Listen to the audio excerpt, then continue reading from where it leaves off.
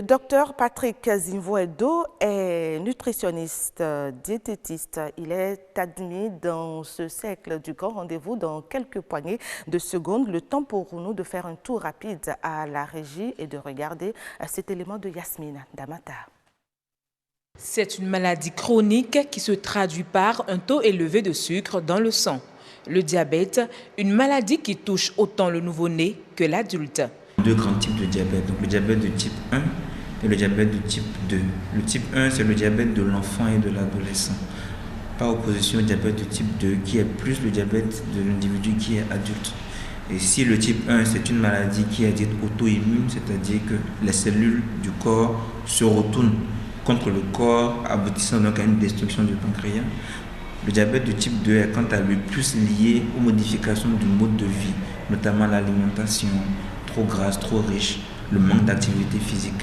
Selon la Fédération internationale du diabète, 425 millions de personnes sont atteintes de diabète dans le monde en 2017.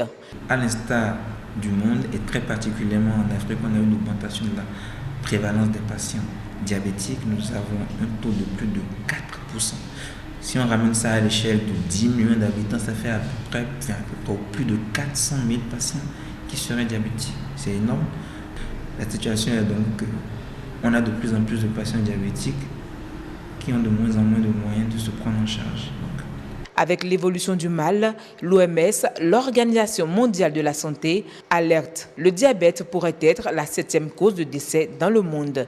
Toutefois, un traitement existe pour réduire le taux de décès. Une alimentation équilibrée, prescrite pour tout le monde, hein, que vous soyez diabétique ou non, quel que soit ce que vous traînez ou ce que vous avez comme petit souci de santé, il faut songer à manger sain et à manger pas trop gras, pas trop sucré, pas trop salé. Ce n'est pas le docteur Zimvoedo qui me dira le contraire. Bonsoir, docteur. Bonsoir, madame. Yasmine Damata, aujourd'hui, vous êtes décidée du rose. C'est le rose qui gagne. Merci bien. Alors, le sujet sur le diabète, en même temps avec l'alimentation, il y a un lien, hein, toujours. Oui, un lien, un fort lien, puisque le diabète, c'est le fort taux de sucre dans le sang. Voilà, donc on va plus donner des conseils à nos téléspectateurs. Bonsoir mes téléspectateurs, Patrick Zimvoedo, bonsoir. Bonsoir madame Damata. Avec vous, nous allons donner quelques conseils à nos téléspectateurs sur quoi manger, quoi ne pas manger quand on est diabétique, surtout diabétique de type 2. Puisque chez eux, c'est l'alimentation plus de l'insuline, pas l'insuline, les médicaments s'il le faut. Alors, quels sont déjà les types de fruits que peut manger celui qui fait un diabète de type 2? Merci madame. Et vous savez, celui qui a le diabète de type 2, il doit se baser plus sur les agrumes. Okay. Les agrumes, c'est des fruits. C'est des fruits acides. Je prends pamplemousse, citron, orange. Okay. C'est des antioxydants. Il faut qu'ils réactivent le corps. Il faut qu'ils renforcent le corps par la vitamine C.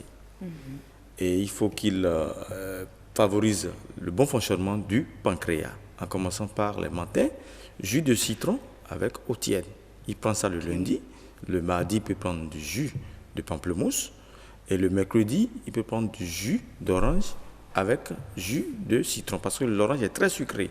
Okay. Mais pour certaines personnes, simplement demi-orange avec 2 jus de citron, dilué avec de l'eau tiède, je pense qu'il va se retrouver. Et ensuite, la pastèque et le baobab. Ça, c'est des fruits importants que le diabétique doit prendre. Le baobab, oui. Sous quelle forme? Parce qu'on a la poudre de feuilles de baobab. C'est de ça que vous voulez parler? Voilà. Bien, la poudre naturelle, voilà, et non en jus. Parce qu'en jus, il y a les additifs. Ah, ok. Je vois des gens souvent, ils prennent en bouteille, à la maison, tout ça. Oui, c'est bon, il faut faire la promotion des produits locaux, mais est-ce que ton état de santé est conforme à cela?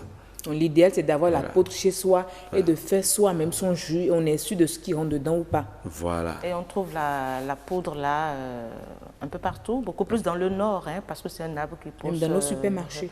Voilà, on peut avoir ça, hein, dans les rayons de supermarchés. Même dans nos marchés. Voilà, merci beaucoup pour cette information. Là, on a parlé du petit déjeuner. Je veux bien savoir, qu'est-ce qu'il peut prendre au déjeuner déjà? Voilà, quelqu'un qui a le diabète au déjeuner, il doit se baser sur les protéines végétales et non les protéines animales. Les protéines végétales, les glucides simples, Quand on parle de protéines végétales, c'est quoi déjà? Je prends par exemple le fromage du Nord. Ok. Il a besoin du fromage pour prendre, parce qu'il faut qu'il reminéralise son corps. Alors, ce n'est pas seulement les fromages. Il peut prendre aussi du légume. On peut faire du sandwich. On coupe l'ânette, feuille de menthe, ou bien du chayo dedans, avec du carotte, sans pain. Il peut prendre ça comme ça, avec son infusion de citron, plus une bonne bouillie, et avec sans gluten. Je pense qu'il a déjà un bon petit déjeuner. Mais s'il retourne vers la bouillie à pluie, avec pâté, ça, c'est pas un bon petit déjeuner. Mais pourquoi c'est pas bien? Non, c'est pas bien, c'est bourratif. Parce qu'à pluie, c'est fermenté.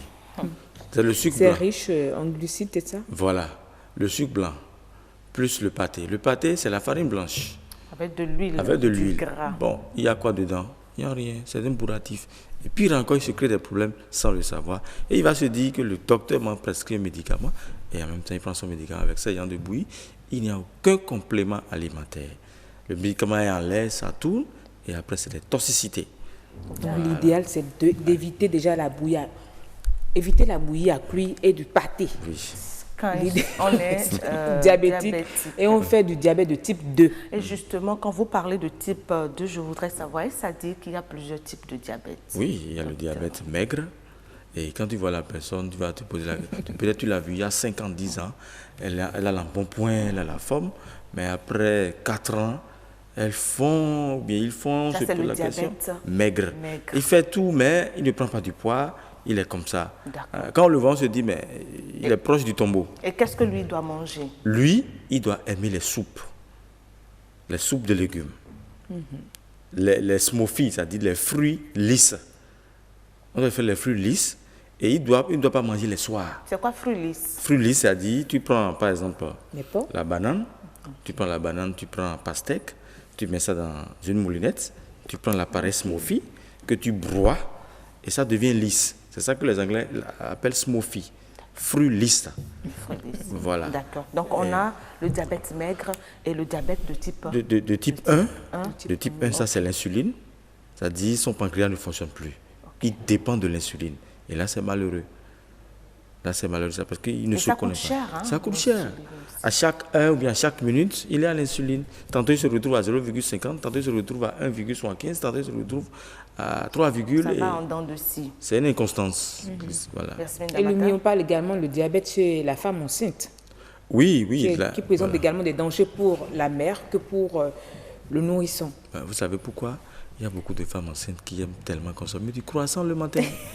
Croissant au lait, croyant que c'est... On dit de beaucoup manger, on dit souvent aux femmes enceintes de beaucoup manger.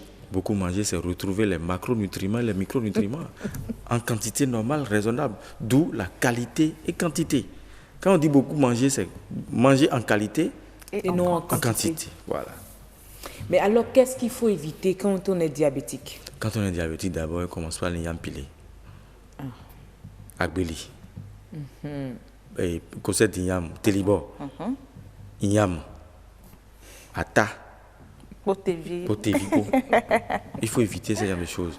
Il faut éviter spécialement les fruits à index glycémique, c'est-à-dire papaye, mangue. Il faut faire attention à ces fruits-là. Et les boissons sucrées, même les boissons en canette. Est-ce qu'on peut prendre le pamplemousse? Oui. Oui, C'est bon. naturellement. On prend le pamplemousse parce que lui, il regorge toutes les vitamines. Surtout la vitamine C. Lui, il réactive le corps. Et là où vous êtes maintenant, si vous prenez du pamplemousse pendant une semaine, mais vous allez retrouver un bon taux de magnésium, de calcium en vous et vous êtes en pleine forme. Ça réactive tout dans le corps. Et c'est un antioxydant très fort. Et tous les microbes qui sont en vous, à peine vous verrez encore d'autres infections. Donc, le pamplemousse, je vous en prie, c'est très important pour un diabétique. N'importe qui doit prendre du pamplemousse. Mais attention, pas avec les médicaments. Tu peux donner espacer de 2 heures de temps, 3 heures de temps avant de prendre les médicaments. Ok. Et non, à part les fruits, qu'est-ce que le diabétique doit encore éviter? On a parlé des fruits. Est-ce qu'il y a d'autres aliments qui doivent... On a parlé de Télibo. Ça, c'est le plus courant qu'on a au sud, mais dans le nord... Dans le nord, on mange aussi beaucoup de Télibo. Oui, l'igname, ça vient beaucoup de là-bas, mais... Autre Parce que je parle surtout de notre pâte lafou. que nous aimons beaucoup manger. Est-ce que c'est conseillé pour un diabétique de manger du lafou ou pas? Oui, en fait, il peut manger ça en portions. Ok. En portions, accompagné de ton jus de pamplemousse, mais jus de citron. Mais on n'a pas la culture de la portion au Bénin. On n'a pas cette culture. Mais il faut justement qu'on puisse éduquer les populations à aller vers les portions. Je pense que c'est la meilleure façon d'être sûr de ce que nous mangeons et de pouvoir suivre les conseils de ceux qui nous accompagnent dans notre santé, c'est-à-dire les docteurs, les médecins, les nutritionnistes et autres. C'est pourquoi moi je dis il y a 2 concepts. Oui. Qualité, quantité pour les enfants, pour les personnes âgées. Qualité, portion.